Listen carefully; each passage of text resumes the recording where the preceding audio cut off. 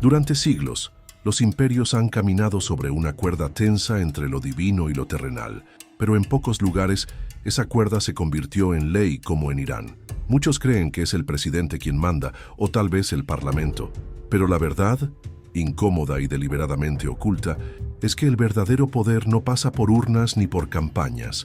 Aquí, religión y gobierno no están separados por una línea, sino fundidos como una misma espada. El ayatolá no es solo un líder religioso, es visto como un emisario vivo de lo sagrado, un signo de Dios sobre la tierra. Esta idea no surge del vacío, tiene raíces profundas en la historia del Islam y especialmente en el chiismo, donde la fe se convirtió en poder y el poder en dogma. Lo que muchos no saben es que esta estructura no nació con la Revolución Islámica de 1979. Lo que ocurrió allí fue solo el regreso de una lógica ancestral, la del gobierno espiritual, la de una teocracia que mezcla misticismo, estrategia y control social con punzante precisión.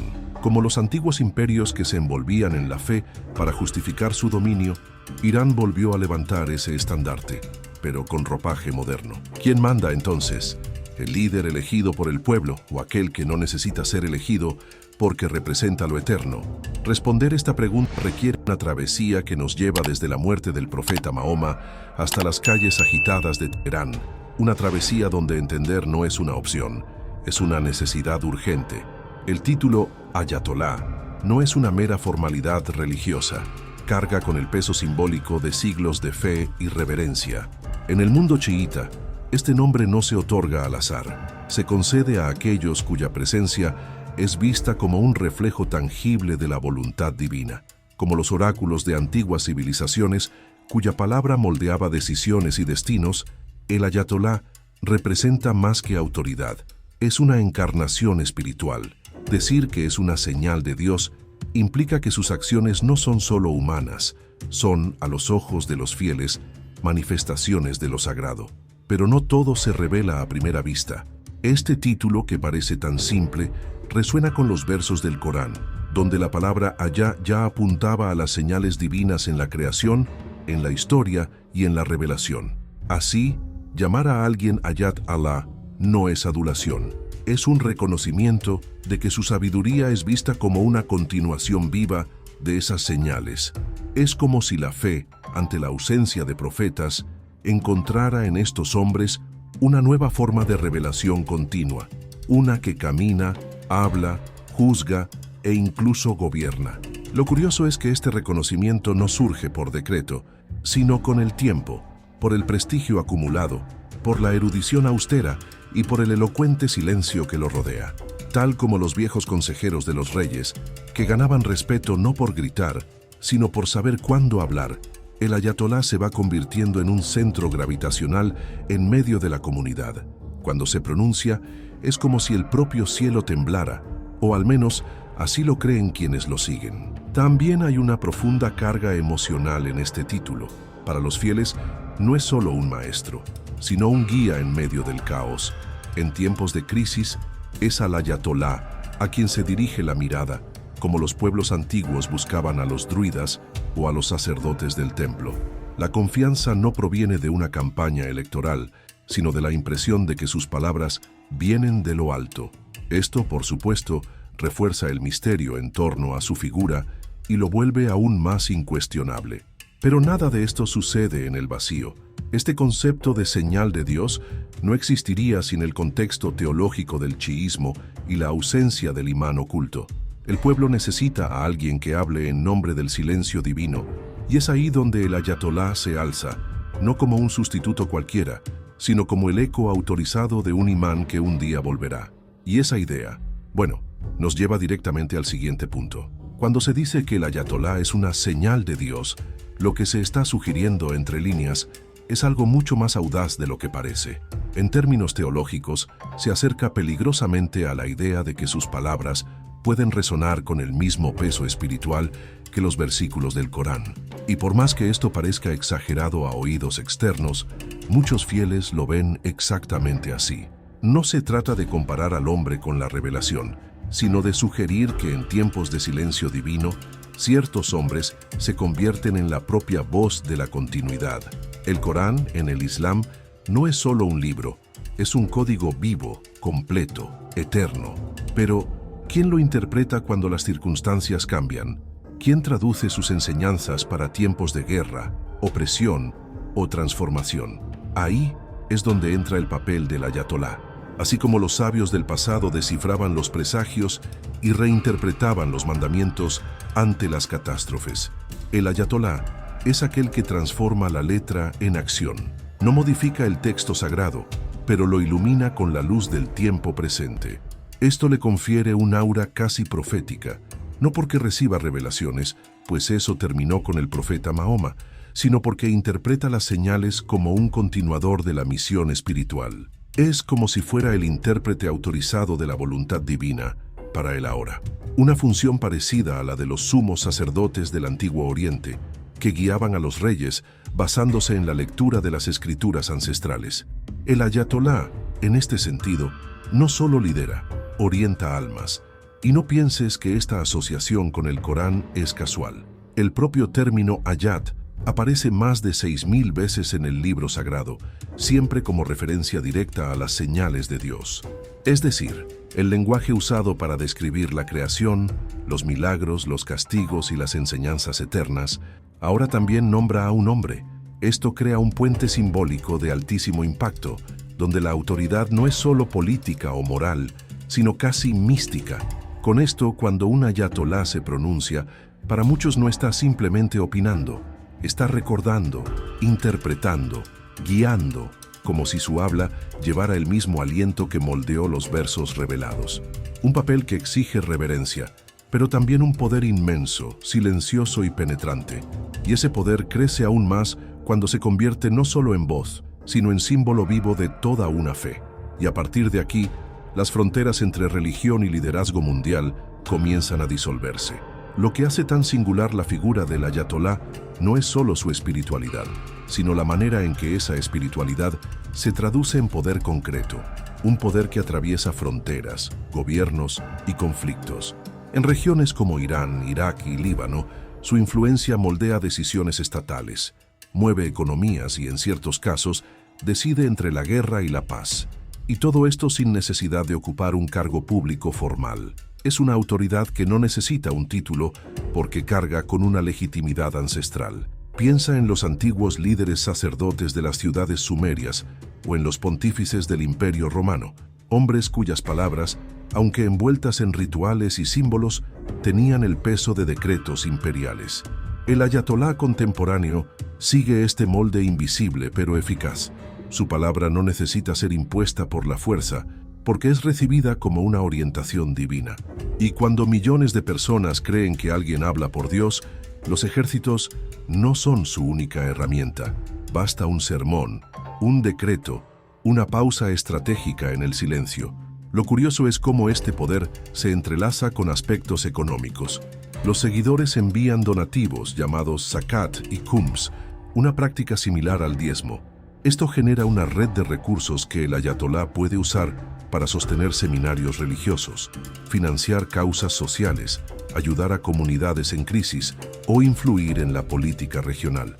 Es una economía paralela, a menudo más confiable y perenne que la de muchos gobiernos inestables. Su presencia se manifiesta también en consejos políticos, universidades teológicas y a veces en estrategias militares. En el Líbano, por ejemplo, la autoridad religiosa de los ayatolás legitima movimientos armados. En Irak puede ser decisiva para apaciguar o inflamar tensiones entre grupos rivales. El secreto está en la manera en que se posicionan, nunca como tiranos, sino como guías. No mandan con gritos, sino con gestos. Y cuanto más frágil es el Estado, más espacio surge para que el ayatolá se erija como pilar de estabilidad. Donde los reyes tropiezan, los maestros espirituales son convocados. Y mientras los imperios del pasado caían por mala gestión, la permanencia de la autoridad clerical se renueva por la fe que inspira. Así, no se trata solo de religión, se trata de influencia global, silenciosa, milenaria. Y para entender cómo comenzó esto, es preciso mirar a los albores del Islam. Todo comienza con una herida, una disputa que rasgó la unidad islámica justo después de la muerte del profeta Mahoma, en el 632. Cuando el mensajero partió, quedó la pregunta: ¿quién debería liderar a los fieles? Para algunos el sucesor debía ser elegido entre sus compañeros más cercanos, los sunitas. Para otros, solo alguien de la sangre del profeta, con guía divina, podría ocupar ese papel, los chiitas. Esta división, lejos de ser solo política, se transformó en un abismo espiritual que resuena hasta nuestros días. La visión chiita no aceptaba que el liderazgo fuera una mera elección humana. Para ellos, Dios ya había establecido un linaje de guías espirituales. Los imanes, descendientes directos de Alí, primo y yerno del profeta. Estos imanes no serían simples jefes religiosos, sino hombres infalibles, dotados de conocimiento oculto y autoridad sagrada. Algo similar a la forma en que ciertos reyes eran vistos en la antigüedad, no solo gobernantes, sino elegidos celestiales. Fue esta creencia la que sentó las bases para una espiritualidad jerárquica, donde cada generación esperaba al siguiente imán como un faro en medio de las tinieblas. Pero a diferencia de otras corrientes, el chiismo creía que estos líderes no podían ser reemplazados por cualquier erudito. Solo los designados por Dios podían hablar en su nombre. Y así, lentamente, la comunidad chiita se fue consolidando alrededor de figuras reverenciadas, mártires y líderes perseguidos. Por cierto, la persecución también moldeó este poder. A lo largo de los siglos, los chiitas fueron una minoría en muchos territorios, lo que los forzó a organizarse en estructuras paralelas de autoridad y enseñanza, lejos del poder central. Como los cristianos de las catacumbas o los judíos de la diáspora, crearon un universo propio, con leyes, rituales y una jerarquía interna. Y de esa resistencia emergió algo más fuerte, una lealtad feroz a sus figuras sagradas. Esta base teológica e histórica es el suelo fértil donde la figura del ayatolá florecería. Al final, si el último imán desapareció, o mejor dicho, fue ocultado, entonces alguien necesitaba mantener viva la llama. ¿Y quién mejor para ello que aquellos que conocían profundamente los textos, la historia y el dolor del pueblo?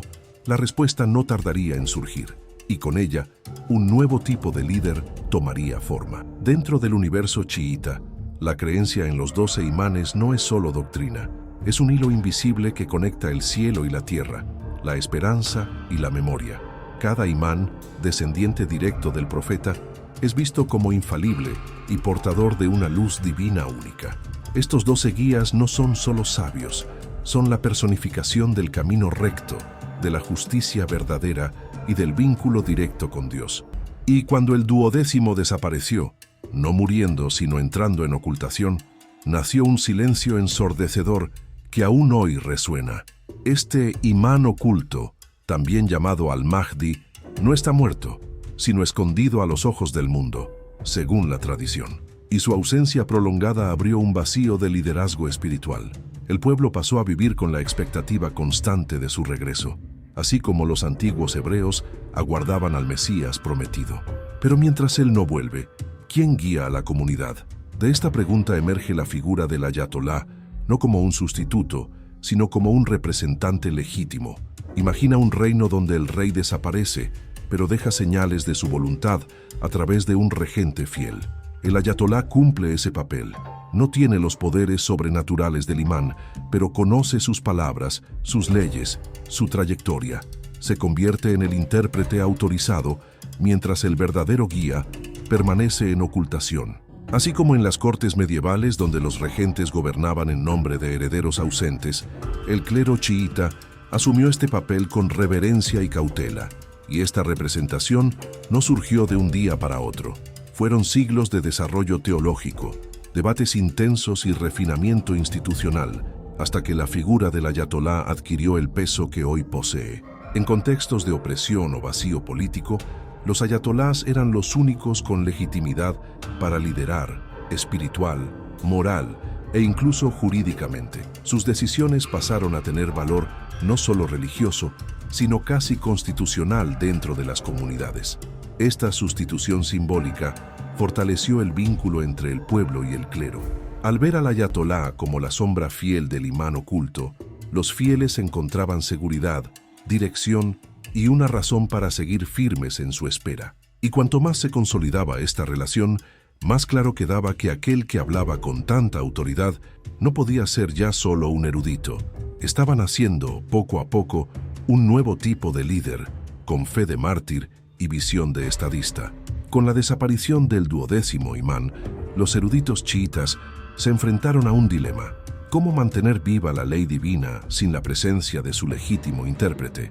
La respuesta surgió lentamente, pero con firmeza, a través de la doctrina de la Wilayat al-Faqih, el gobierno del jurista. Esta doctrina sostiene que, mientras el imán oculto no regrese, los más sabios y justos entre los clérigos deben asumir la responsabilidad de liderar a la comunidad, no como reyes, sino como tutores, como si fueran guardianes de un trono vacío. Esta tutela no se toma por la fuerza, se le atribuye a quien conquista, con décadas de dedicación, el respeto de la comunidad y el reconocimiento de los demás eruditos, así como en antiguos imperios, donde consejeros de confianza administraban los dominios de herederos ausentes. Los ayatolás ejercen este poder con la legitimidad que emana de la fe y el saber.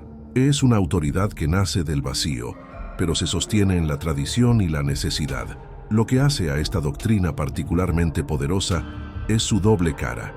El ayatolá es, al mismo tiempo, intérprete de la ley sagrada y administrador del bien común. Juzga basándose en los textos, pero también gobierna basándose en la prudencia. Esto lo transforma en una figura política de gran influencia, una especie de juez sacerdote, como se veía en las teocracias del antiguo Egipto o entre los levitas de Israel, donde la fe y la justicia caminaban juntas. Esta fusión de espiritualidad y pragmatismo hace que el ayatolá sobrepase los límites de la mezquita. Puede mediar en disputas, definir políticas sociales, influir en estrategias militares, siempre en nombre de la preservación de la comunidad y de la voluntad del imán ausente. Y como actúa con base en principios considerados sagrados, cualquier cuestionamiento a su autoridad es visto, no pocas veces, como una desviación de la fe. Un modelo de liderazgo que exige reverencia y disciplina en igual medida. Con el paso del tiempo, esta doctrina dejó de ser solo una teoría para transformarse en práctica institucional, especialmente tras la Revolución Islámica en Irán. A partir de entonces, el ayatolá pasó a ser no solo un tutor espiritual, sino el propio arquitecto del Estado. Pero esto, como veremos a continuación, solo se concretó tras décadas de formación rigurosa, donde cada paso era medido, cada silencio era enseñado y cada palabra era ley. Convertirse en un ayatolá no es un logro de ambición, sino de abnegación. El camino es largo, árido y exige más que conocimiento. Requiere una entrega total. El candidato comienza temprano, generalmente en la adolescencia, en las hausas, centros teológicos donde se estudia el Corán, la jurisprudencia islámica, la lógica, la retórica y la filosofía, con el mismo rigor con que los antiguos filósofos griegos enseñaban en sus escuelas. Allí no hay prisa. El tiempo es un aliado, no un obstáculo. Pasan décadas hasta que un erudito alcanza el nivel de mujtahid, aquel capaz de emitir interpretaciones autónomas de la ley islámica. Pero incluso eso no es suficiente. Para ser reconocido como ayatolá, se necesita algo más sutil: el reconocimiento tácito de la comunidad de sabios y la confianza voluntaria de los fieles. Como los viejos maestros orientales, cuya autoridad se medía no por títulos, sino por la reverencia silenciosa de sus discípulos, el futuro ayatolá se erige entre miradas atentas y pruebas invisibles. Este proceso exige una disciplina casi monástica. Muchos abandonan bienes, vanidades e incluso lazos familiares para dedicarse al estudio, la oración y la meditación sobre los textos sagrados. Cada decisión, cada gesto, cada discurso público es observado y sopesado como si fuera un reflejo del carácter. No se busca solo erudición, se busca pureza de intención, rectitud de alma. Y ahí reside el secreto de la influencia de estos hombres. No imponen respeto, lo inspiran. También hay un componente casi ritual en la forma en que se construye este prestigio.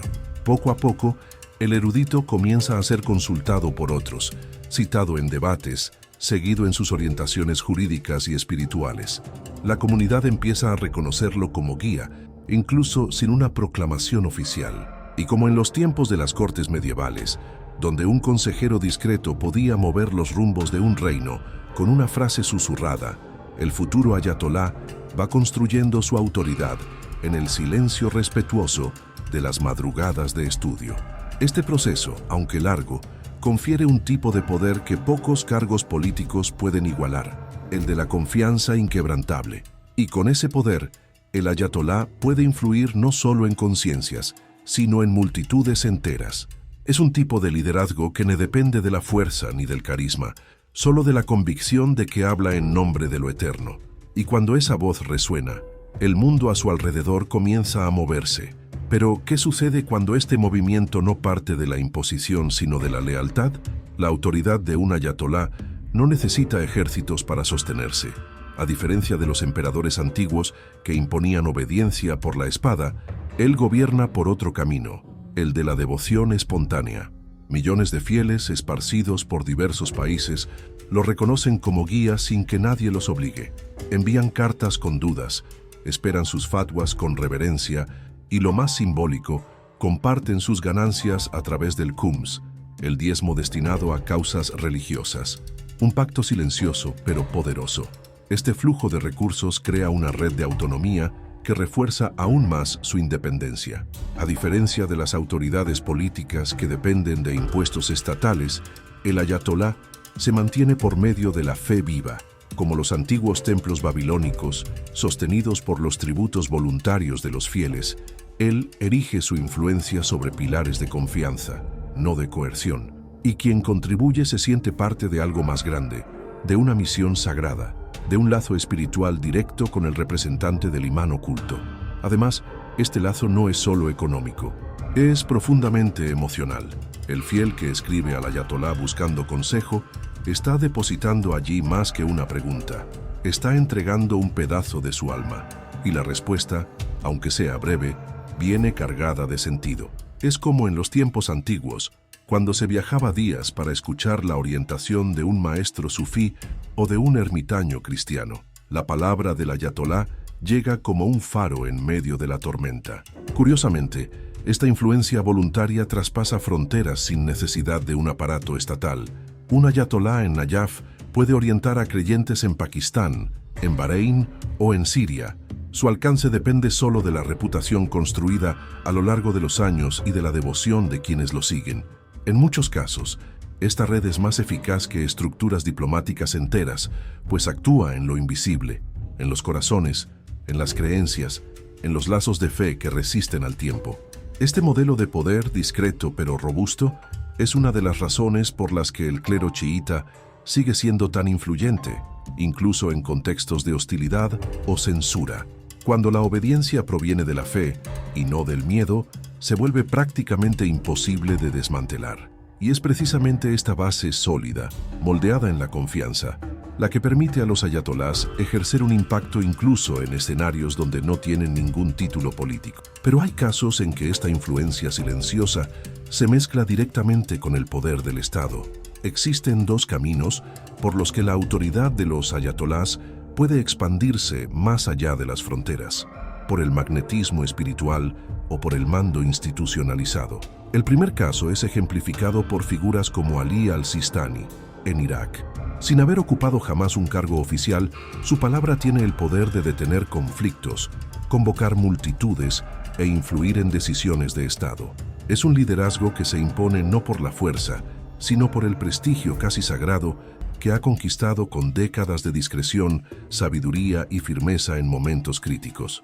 Sistani, por ejemplo, ha sido decisivo en episodios de inestabilidad política, orientando a los fieles con mensajes que, aunque breves, tenían el peso de un veredicto. Su capacidad de convocar a millones a las urnas o a las calles, sin necesidad de levantar la voz, recuerda a los líderes espirituales del pasado, como los antiguos moravitos del Magreb o los sabios de la India medieval, cuya autoridad fluía sin títulos ni cetros. Ellos hablaban y las naciones escuchaban. En cambio, en el caso iraní, la influencia clerical se manifiesta de manera muy diferente. Aquí, el ayatolá no solo aconseja, gobierna. Desde la revolución de 1979, la figura del líder supremo combina religiosidad con un control político absoluto.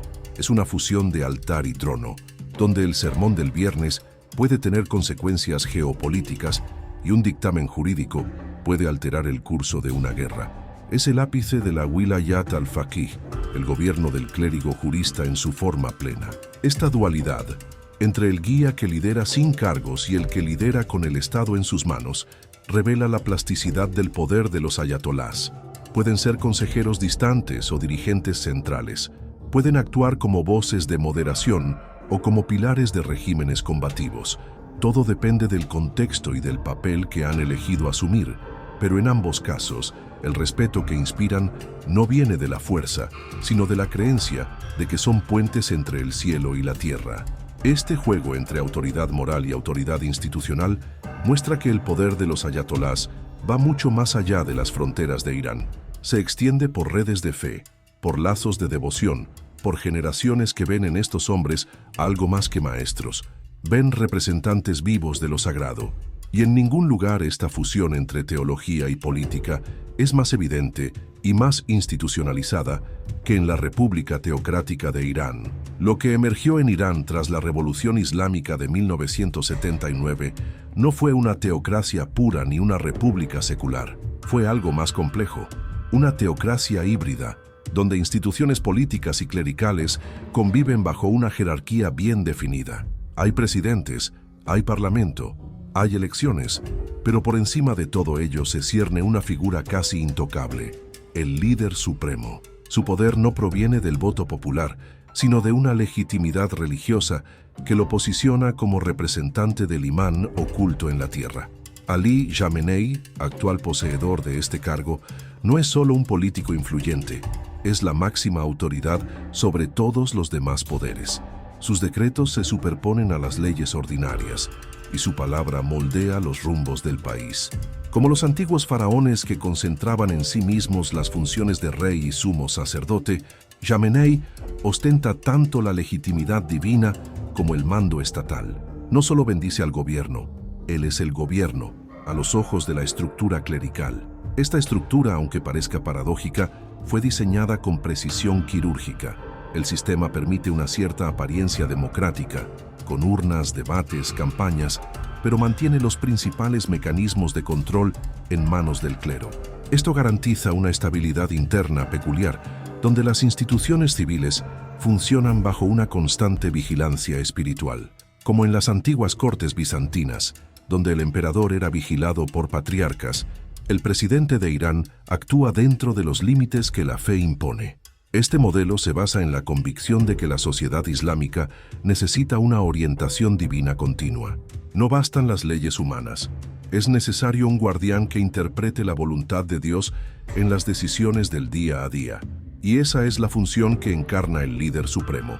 No gobierna como un tirano, sino como un tutor del destino colectivo, guiando al pueblo mientras aguarda el regreso del imán oculto. Al menos, esa es la narrativa que sostiene el sistema. Pero esta concentración de poder también crea tensiones internas, especialmente cuando el deseo popular se enfrenta a las directrices clericales. Como un antiguo caldero hirviendo bajo una pesada tapa, el sistema iraní vive bajo una presión constante, y esta presión silenciosa y persistente prepara el escenario para los próximos capítulos, donde la democracia limitada encuentra sus propios límites. La República Islámica de Irán posee, en teoría, elementos de participación democrática, urnas, partidos, campañas e incluso debates televisados.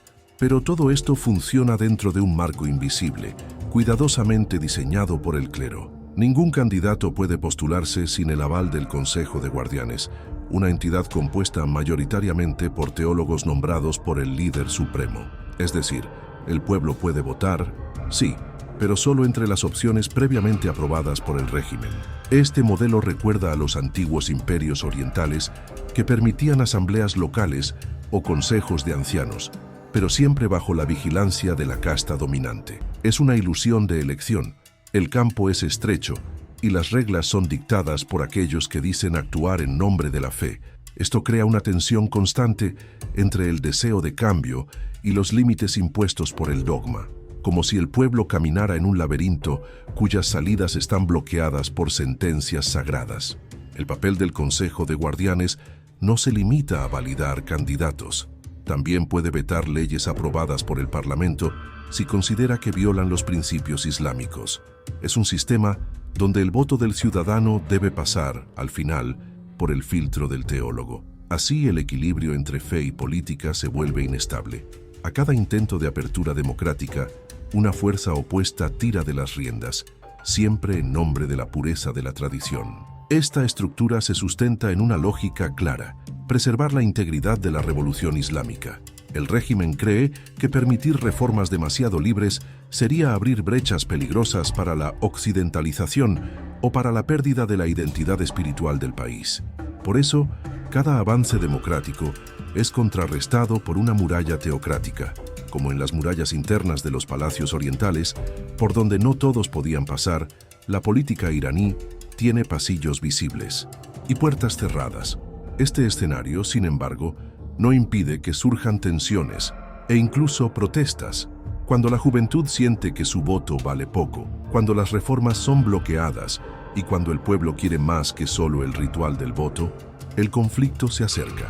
Y esta fricción entre la fe y el deseo popular crea grietas, por donde comienza a infiltrarse la voluntad de transformación. Y en las últimas décadas, estas grietas se han ensanchado, amenazando con romper la base del edificio clerical.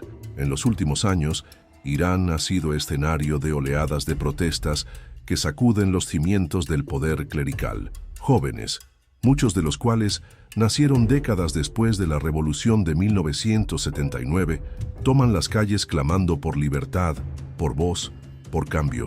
No rechazan la fe en sí, pero cuestionan el control absoluto que ésta ejerce sobre sus vidas cotidianas. Es un choque generacional entre los hijos de una teocracia consolidada y los nietos de una revolución que hoy parece lejana. Estas manifestaciones no son una novedad en el curso de la historia. Imperios antiguos también enfrentaron momentos en que la juventud, impulsada por nuevas ideas, desafiaba el legado de los ancianos. En la Roma republicana, por ejemplo, los jóvenes tribunos de la plebe exigían derechos frente al conservadurismo de los senadores patricios. Lo que se ve en Irán es un eco de esa dinámica, donde el deseo de renovación desafía la rigidez institucional. Para el clero, este escenario representa más que una amenaza política. Es una crisis de legitimidad. Cuando los sermones ya no silencian a las multitudes y las palabras del líder supremo son recibidas con indiferencia o crítica, el pilar mismo del sistema se debilita. Y como toda autoridad que se sustenta en la fe, basta una duda plantada, una pequeña grieta, para que todo el edificio comience a temblar. No con violencia explícita, sino con el lento desgaste de la creencia. Las respuestas del régimen varían, a veces represión, a veces un intento de diálogo. Pero la juventud no se calla, educada, conectada con el mundo, consciente de las contradicciones internas, presiona por una reforma que vaya más allá de la estética. Quieren un país donde la religión no sea una excusa para la censura y donde la espiritualidad no sirva de mordaza. Como los jóvenes de Constantinopla que exigieron reformas al emperador, los iraníes tocan a las puertas del poder pidiendo algo que los antiguos no saben ofrecer. Y en esta lucha silenciosa, cada nueva generación llega más decidida que la anterior. La resistencia clerical, por muy sólida que parezca, siente los vientos de la transformación soplando entre las cúpulas. El régimen, para sobrevivir, tendrá que elegir: adaptarse con sabiduría o resistir hasta el colapso. Porque la historia, como siempre, no espera a quien se queda quieto. Y el tiempo ya ha comenzado a cobrar respuestas. Toda estructura de poder duradera se enfrenta a un momento de encrucijada, ese punto en el que debe decidir entre adaptarse o hundirse en la rigidez que un día la fortaleció. El régimen clerical iraní ha llegado a ese punto. Sostenido por una teología construida con meticulosidad a lo largo de siglos, ahora se enfrenta a una sociedad que desea libertad con la misma intensidad con la que antes deseaba estabilidad. Y el dilema es claro: escuchar las voces del presente o mantener los ecos del pasado. Historias similares se han repetido en otros tiempos. Piensa en los mamelucos de Egipto, que se negaron a modernizar su ejército hasta ser aplastados por Napoleón. Fue en el Japón feudal, forzado a abrirse al mundo bajo el peso de las cañoneras occidentales. En todos esos casos, la renuencia a conciliar tradición con innovación llevó a la ruptura. En Irán, el riesgo es el mismo. Mantener el modelo actual significa ignorar a un pueblo que ya no quiere vivir bajo un silencio obligatorio. Adaptarse no exige traicionar los principios religiosos, sino redescubrirlos. El chiismo, con su rica tradición filosófica, ya ha demostrado flexibilidad en el pasado. Basta recordar a los grandes sabios que reinterpretaron textos a la luz de las nuevas realidades. Lo que falta ahora es el coraje institucional para permitir que esta renovación florezca sin ser tratada como una amenaza. Porque una doctrina viva necesita respirar, y para respirar necesita abrirse a lo nuevo sin renunciar a lo esencial. El colapso, a su vez, puede no llegar en explosiones. Puede ser lento, gradual, invisible a primera vista. Una pérdida de confianza aquí, un exilio voluntario allá, un voto nulo acullá. La historia muestra que los regímenes que no escuchan las transformaciones internas acaban siendo corroídos por dentro, como columnas que se pudren bajo el barniz dorado. La teocracia iraní aún tiene aliento, pero ya siente el peso de sus propios límites. Si opta por la adaptación, podrá preservar el corazón de su tradición y caminar junto al pueblo. Pero si resiste hasta el final, podría ver a ese mismo pueblo alejarse, no solo de la política, sino de la propia fe que un día los unió. Y en ese punto, la historia no perdona. Solo anota los nombres de los que se atrevieron a cambiar y de los que prefirieron derrumbarse en silencio. Y las presiones internas y externas solo hacen que esta elección se aproxime con más velocidad. Si hay algo que amenaza verdaderamente a un régimen, no es solo la crítica interna o el ataque externo, sino la combinación de ambos. En el caso de Irán, esta presión viene de todas las direcciones. Por un lado, sanciones económicas que estrangulan la economía, dificultan las importaciones, afectan el día a día del pueblo y corroen la paciencia de la población. Por otro, una juventud inquieta, instruida y cada vez más audaz, que cuestiona los dogmas y exige respuestas que el clero no está preparado para dar. Estas presiones funcionan como el asedio prolongado de un castillo. Los muros no caen de inmediato, pero el desánimo comienza a corroer las bases. La escasez de recursos crea fisuras en el pacto social. El desempleo y la inflación transforman a fieles en escépticos, y la represión constante mina la imagen de santidad que un día envolvió al clero. Como en los grandes imperios del pasado, donde el hambre y la insatisfacción alimentaban revueltas populares, Irán siente el peso del desgaste. La situación se agrava por disputas ideológicas internas. Dentro del propio régimen, hay voces más pragmáticas que reconocen la necesidad de reformas, enfrentándose a conservadores que ven cualquier concesión como una traición. Este enfrentamiento, aunque sutil, está presente en todos los niveles de poder. Es el mismo tipo de tensión que destruyó cortes imperiales, donde los reformistas no fueron escuchados a tiempo. El riesgo es claro. Si no hay unidad, el sistema implosiona por dentro, incluso antes de ser derribado por fuera. El factor externo también pesa. Aislado diplomáticamente, Irán se enfrenta a campañas de contención que lo empujan a alianzas incómodas y a una retórica de resistencia constante. El enemigo externo, real o construido, se usa como justificación para mantener el control interno, pero esta narrativa ya no convence a todos. El pueblo quiere soluciones, no discursos. Y cuando la fe comienza a ser vista como un obstáculo en lugar de un refugio, el peligro se vuelve palpable. Así, la presión no es solo económica o ideológica, es existencial. El régimen sabe que, para sobrevivir, necesitará encontrar un nuevo equilibrio. Pero cada paso hacia el cambio es también un riesgo de perder lo que ya se ha construido. Estamos, por lo tanto, ante un punto muerto histórico, y como toda encrucijada decisiva, esta también exigirá coraje, sabiduría, o pagará el precio de la vacilación. El poder, cuando está envuelto en fe, se vuelve más difícil de ver y más peligroso de subestimar. En Irán, no es el uniforme ni la urna lo que define quién manda, sino el manto de la autoridad espiritual. Entender esto es romper con la visión simplista del poder político como mera burocracia. Aquí, El verdadero control se camufla en rituales, sermones y símbolos que pocos saben interpretar, pero ahora tú lo sabes. La figura del ayatolá, lejos de ser decorativa, es el eje en torno al cual gira todo el engranaje de un régimen milenario, aunque de apariencia moderna. Cada decisión, cada silencio y cada veto carga un peso que proviene de siglos de tradición religiosa. Y ahora queda la pregunta incómoda. ¿Hasta cuándo resistirá esta estructura a las voces que claman por un cambio? ¿Qué sucede cuando la fe ya no es suficiente para contener el hambre, el miedo o la sed de libertad?